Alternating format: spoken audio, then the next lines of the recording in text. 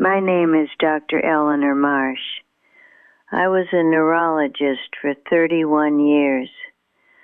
I spent my entire career studying the brain, mapping consciousness, explaining away every spiritual claim my patients ever brought to me with a polite smile and a medical pamphlet.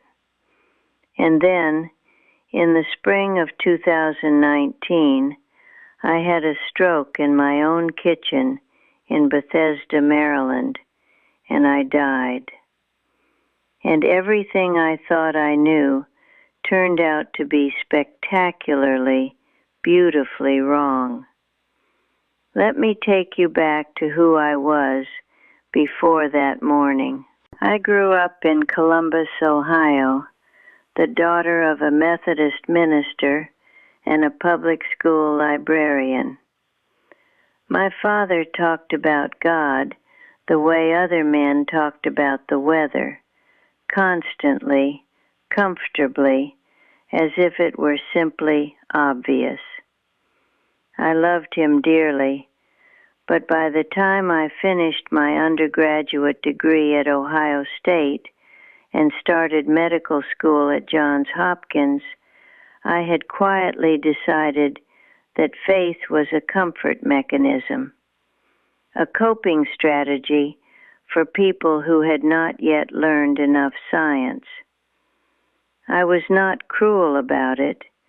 I simply believed that the brain produced consciousness the way the liver produced bile, mechanically, locally, and with no mystery whatsoever. For 31 years, I treated strokes, seizures, tumors, traumatic brain injuries. I watched people lose their personalities, their memories, their very sense of self when specific regions of tissue were damaged. To me, that was the proof. Damage the hardware, you damage the person. It seemed airtight. My husband Richard used to say I was the most lovingly stubborn woman he had ever met. We had been married for 38 years. Our daughter Pamela was living in Portland with her 2 kids, our grandchildren, Noah and Lily. Life was full. Life was good. I was planning to retire in 18 months. I want you to understand who I was, because what I am about to tell you did not happen to a person who was looking for it. It is a Tuesday in April. I remember this clearly because I had made a grocery list the night before and written Tuesday at the top in blue pen, the way I always did. Richard had already left for his morning walk. I am standing at the kitchen counter, pouring coffee, and I notice that the mug feels strange in my right hand, heavy in a way that does not make sense. I set it down. Then the right side of my face goes numb. I know immediately what this is. I am a neurologist. I know what a stroke feels like in the first 10 seconds better than almost any person alive. And the clinical part of my brain, even as it is being starved of blood, starts narrating. Left hemisphere ischemic event, middle cerebral artery territory. Call 911. Do it now. I try to reach for my phone, and my right arm does not respond the way it should. I get the phone in my left hand. I dial, and then I cannot speak. The word help is somewhere inside me, but the connection between the thought and my mouth has been severed as cleanly as a wire. The dispatcher is asking me something. I can hear her voice. I cannot answer. I slide down the kitchen cabinet to the floor. The linoleum is cold through my robe. I can see the bottom of the refrigerator from down here. There is a dust bunny and one of Noah's crayon drawings held on by a magnet, a purple horse he drew last Thanksgiving. I stare at that purple horse and I think, with complete medical clarity, I might die before Richard gets home from his walk. The room tilts. The edges of my vision go dark, not gradually, but in sections, like someone pulling down window shades one at a time. I feel a pressure behind my left eye that I can only describe as the sensation of a book being slowly closed from the inside of my skull. And then the pressure stops, not because it resolved, because I am no longer inside the body that is feeling it. I know that sounds impossible. I spent 31 years explaining why it is impossible, but I am going to tell you exactly what happened. There is no transition that I can point to. One moment, I am on the kitchen floor looking at a purple horse drawing. The next moment, I am aware. That is the only word. Aware. Not floating above my body. I want to be precise about this because I have read many NDE accounts, and mine did not begin that way. I was simply aware, without a location, without a physical reference point, the way you are aware in a dream before the dream has decided what it is going to look like. And then the feeling arrived. I have to try to explain this to you, and I already know that my explanation is going to fail, so I am asking for your patience.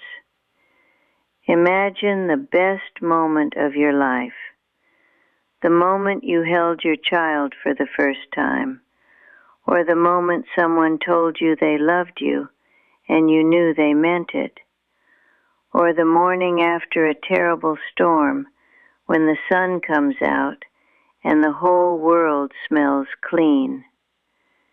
Take that feeling. Now imagine it is not a moment. Imagine it is the atmosphere. Imagine you are breathing it. Imagine it has no ceiling and no floor, and it has apparently always been there, and you simply forgot. That is the closest I can get. There was light, but calling it light is like calling the ocean damp. It was not a light you see, it was a light you are made of, temporarily. And within that light, or because of that light, there was a knowing. Not words, not a voice from a cloud, a knowing, the way you know your own name, not because someone is telling you, but because it is simply true. What I knew in that moment was this: consciousness does not come from the brain. I want to be careful here because I am aware that sounds like exactly what a woman who was a neurologist would want to believe after a stroke. I have examined that possibility extensively. But let me tell you what the knowing felt like from the inside. It did not feel like wish fulfillment. It felt like a correction, like finally reading the actual instruction manual after 30 years of guessing. The brain, I understood, is a receiver, a magnificently complex, almost unbelievably sophisticated receiver. But the signal it receives, the awareness, the love, the sense of self, that does not originate there. That comes from somewhere that the brain does not control and cannot shut down. I know this sounds crazy. I promise you, I know how it sounds. I wrote academic papers. I peer-reviewed other people's academic papers. And I am sitting here telling you that what I learned on a kitchen floor in Bethesda, Maryland, in April of 2019, has more authority in my mind than anything I published in 31 years. There were no beings in the traditional sense, no relatives waiting for me. What I experienced was more like a presence that contained everything, a warmth so total that the word love feels like a child's drawing of the sun. Within that presence, I had what I can only call a review, but not the kind you might imagine. It was not a slideshow of my greatest hits and worst moments. It was more like being shown the weight of things. Every patient I had dismissed, every moment of arrogance dressed up as expertise, but also, and this surprised me, every small kindness. The resident I stayed late to help in 2003, the patient's wife I sat with in a hallway in 2011 when she had no one else.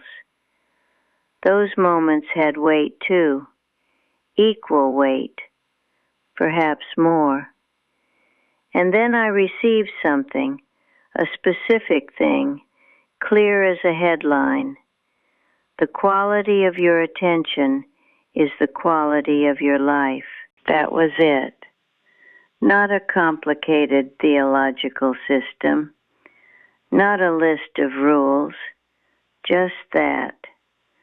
Where you place your attention and how you place it, with love or with fear, with presence or with distraction, that is the whole game. That is what you are actually doing here. I felt something shift, a pull, not unpleasant, but insistent. And then I am back. The linoleum is cold. The refrigerator is humming. The purple horse is still on the magnet.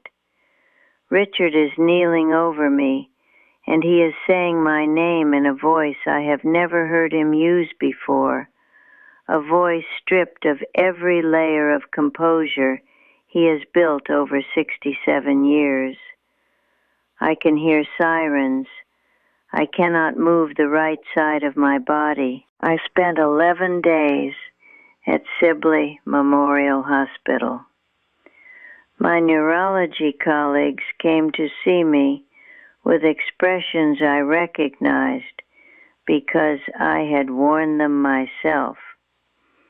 The careful, professional sympathy that keeps you at a safe emotional distance from the fragility of another human being.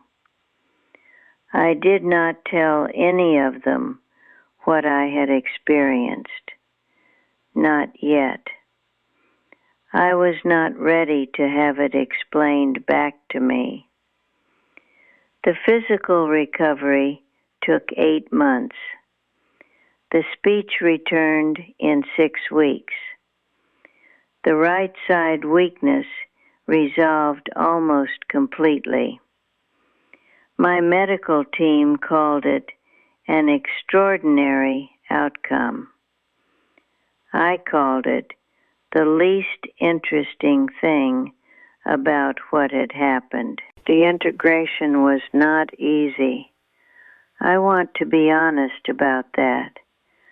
I went through a period of profound disorientation that I can only describe as being dropped back into a black and white movie after experiencing full color. The things I had organized my life around, status, publication records, being the smartest person in the room, they did not go away cleanly. Old habits are old habits, but they lost their gravity. They became optional in a way they had never felt before. I retired earlier than planned. Richard and I moved to a smaller house outside of Charlottesville, Virginia, near the Blue Ridge Mountains. I started working with a grief support group at a local hospice, sitting with people who are afraid of dying, telling them what I know, which is now quite different from what I used to know. I am not trying to convert anyone. I am not selling anything. I am just a retired neurologist who died in her kitchen and came back with a correction to a 31-year assumption. Pamela thinks I have become a different person. She is not wrong.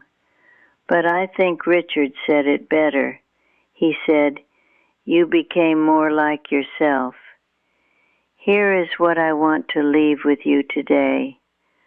I spent a career measuring consciousness with instruments, trying to locate it on a scan, trying to find its address.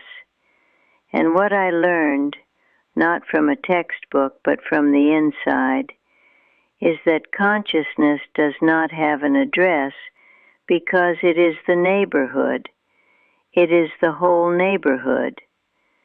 We are not our brains producing a temporary experience of being alive. We are something far older and far larger, borrowing a brain for a while to learn something specific. You do not need to believe me. You do not need to have a near-death experience to know this. You already know it. You have always known it. It is that quiet thing underneath the noise of your days that whispers, "There is more, there is more, there is more." We are not alone in this. We are not separate. Whatever room you are sitting in right now, whatever year of your life this is, whatever you are afraid of, you are held by something that does not let go. I have been on the other side of the wall, and I can tell you with every credential I have ever earned, and every credential that actually matters, we are going to be okay. All of us. We are going to be more than okay.